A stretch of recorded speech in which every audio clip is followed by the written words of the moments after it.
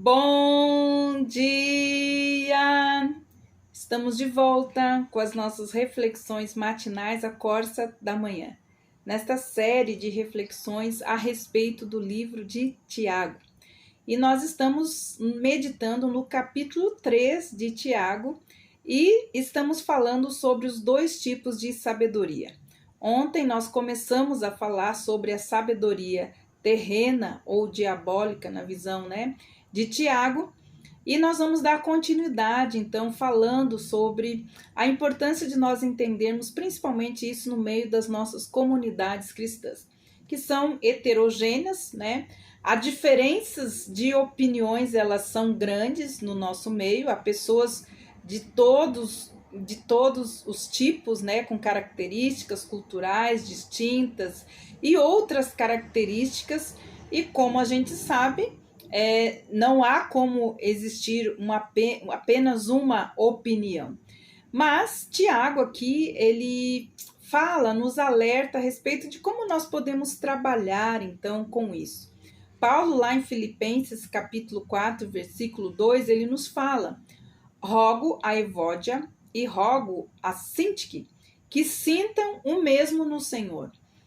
Então, nós temos um chamado quando o livro de Filipenses fala, ele nos chama para termos os mesmos pensamentos, o mesmo modo de pensar e os mesmos sentimentos que houve em Cristo Jesus. Na verdade, nós não podemos nos acomodar a isso. Nós devemos buscar o mesmo pensamento que há em Cristo Jesus e também o mesmo sentimento. Então, as nossas diferenças, elas podem persistir e, com certeza, muitas vezes podem nos levar a posturas diferentes.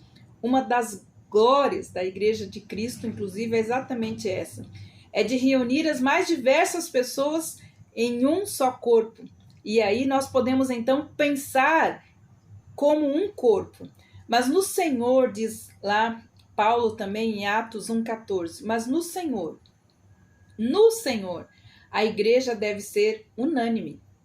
Então, a igreja, a comunidade cristã, precisa trabalhar a unanimidade. A unanimidade foi uma característica que diferenciou, então, os cristãos dos primeiros tempos, A igreja primitiva, o que fala o texto, é que todos perseveravam unânimes, principalmente em oração, em ajuda, em dar suporte uns aos outros.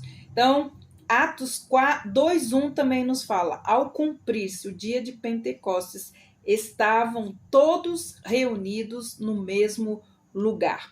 Então, Atos 4:32 fala também dessa unanimidade.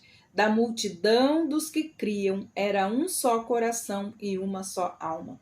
Ou seja, nós abrimos mão da nossa opinião pessoal para pensarmos como igreja, como corpo, Lembrando que Cristo é a cabeça da igreja, é a cabeça do corpo. E nós somos chamados a ter a mente de Cristo, os pensamentos de Cristo, os sentimentos que houve em Cristo Jesus e agir como ele agia. Então, Atos 4:32, Paulo também fala: da multidão dos que criam era um só coração e uma só alma. Então, temos sim as diferenças, temos sim diferenças de opiniões, mas nós precisamos entender, quando estamos no corpo de Cristo, então nós devemos procurar a unanimidade. Então havia, na igreja primitiva, um profundo senso de unanimidade dentro da igreja. Em Atos capítulo 5, nós temos algo trágico, Ananias e Safira quebraram a unanimidade. Mentiram, desejando notoriedade, buscando aparecer mais do que os outros. Então, a punição foi a morte. Deus cobrou a quebra da unanimidade. Estava indo muito bem. Então, às vezes, a gente precisa entender o que Tiago está falando. Tiago, versículo 14, ele diz: não vos glorieis ou vanglorieis, nem mintais contra a verdade. Então, ele estava falando a respeito do orgulho, que isso faz com que a carne ela ressurja muitas vezes em nossa vida, quando mentimos contra a verdade. E ir contra a verdade, tal tipo de procedimento é contencioso, ou traz sempre contenda. Então, agora ele fala no versículo 16 sobre a sabedoria que produz, então, frutos de dissensão. E aí ele fala que esta sabedoria que traz divisão, dissensão no meio do corpo, geralmente ela é terrena, animal e diabólica. O que conclui então Tiago? Ele conclui porque ele vê os sintomas se manifestando na igreja. Então ele diz, porque há ciúmes e sentimento faccioso, aí há confusão e toda a obra é má. Mas a partir do versículo 17 surge então a descrição da sabedoria que vem do alto, né? A sabedoria que vem do alto, diz Tiago, primeiramente ela é pura. O termo grego aqui empregado para pura é agne, A-G-N-E. Então, agne. Geralmente está associado, então, com a purificação cerimonial. Em João 11:55, encontramos o verbo purificarem, ou seja, agnososen, quer dizer, purificarem.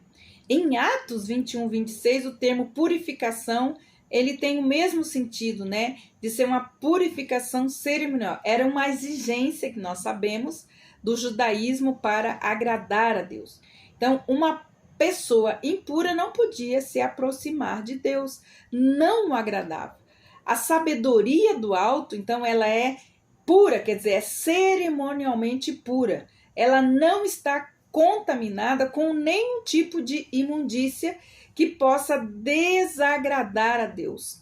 Então, a primeira coisa que fala sobre a sabedoria que vem do alto, ela é pura e ela deve agradar a Deus. Depois, ela é pacífica. Então, por que ela é pacífica?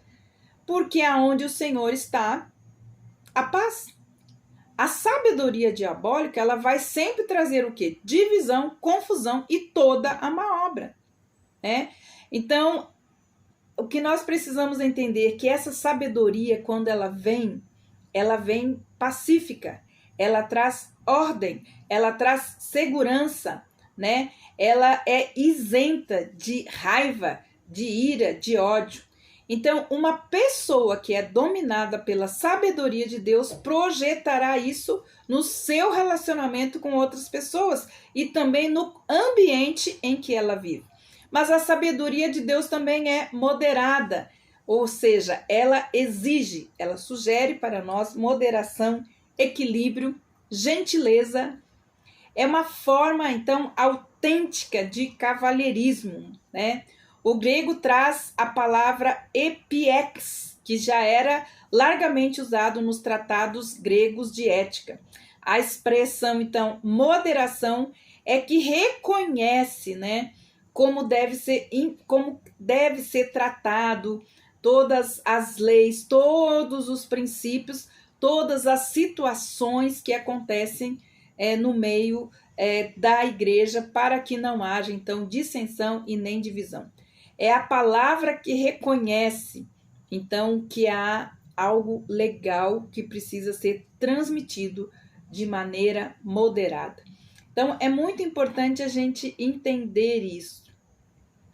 Nós compreendemos como Deus espera que nós usemos, então, essa sabedoria moderada, pura, pacífica e também moderada. Então, depois de moderada, ela também é tratável. Então, são termos diferentes, embora caminhem na mesma direção. Apresentam, então, de forma geral, o mesmo conteúdo. Há pessoas, infelizmente, que não são tratáveis, né? Que confundem muitas vezes a sua fraqueza com falta de educação, né? São agressivas, são maldosas, são rancorosas e então elas não são tratáveis. Infelizmente existe isso. Então a defesa da fé, ela é importante. Tiago está aqui defendendo, né, como que nós devemos então trabalhar para que a gente não desmoralize o evangelho, como que deve ser o trato, né, em nosso meio, como que deve ser usado, então, a sabedoria que vem do alto para que não haja desmoralização do evangelho.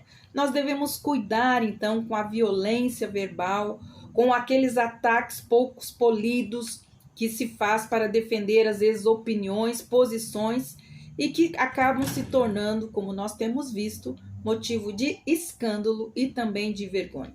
Cristãos coléricos, irados, contra discordantes de sua opinião. Constitui, então, um contrassenso, quer dizer, não estão usando a sabedoria de Deus, mas uma sabedoria terrena, carnal e muitas vezes diabólica, porque é por meio desses engodos que Satanás acaba trazendo a sua ordem, a sua desordem para o ambiente. Mas o que nós precisamos entender, que Tiago trabalha, que nós precisamos fazer tudo isso, é guardar o amor à verdade, né? Quando nós não trabalhamos o amor à verdade, é o ego que prevalece. A sabedoria do alto não é truculenta, não leva a gente a tratar as pessoas de forma rude, grosseira, né? Mas sim, a sabedoria que vem do alto nos faz tratar as pessoas com misericórdia, né? O que o autor fala, que a sabedoria de Deus, ela é cheia de misericórdia, de compaixão, de piedade, né? E esse é um sentimento divino, né? Implica, então, num profundo interesse pelos que sofrem. Uma pessoa que tem a sabedoria do alto terá real interesse pelas pessoas e há de se condoer por aqueles que precisam de ajuda.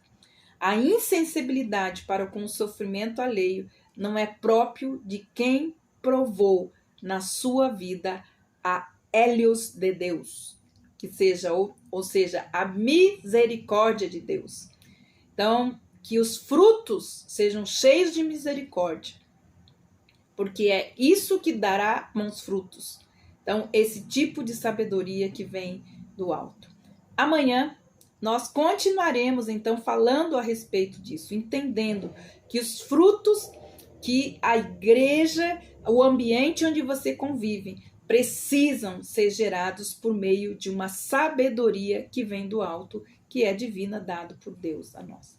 Que Deus abençoe você. E até amanhã com as nossas reflexões matinais, a Corsa da Manhã.